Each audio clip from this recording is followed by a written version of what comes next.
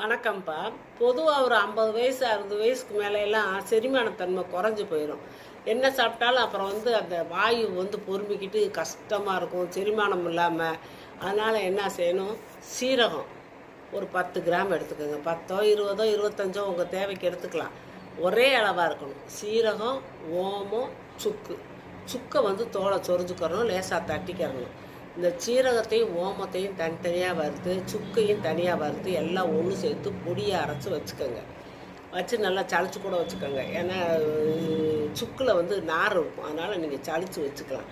சளிச்சு ஒரு காற்று போகாத டப்பாவில் மூடி வச்சுக்கிட்டு நீங்கள் சாப்பிட்டதுக்கப்புறம், காலையில் நல்லா சாப்பிட்டதுக்கப்புறம் 1 ஸ்பூன் எடுத்து 1 டம்ளர் நல்லா கொதித்த தண்ணியில் போட்டு கலந்து நீங்கள் ஆற்றி நல்லா பொறுக்க சூடாக குடிச்சிருங்க. உங்களுக்கு நல்லா செரிமானமாகும். அந்த வாயு பிரச்சனையெல்லாம் கலைஞ்சி ஓடி போயிடும்.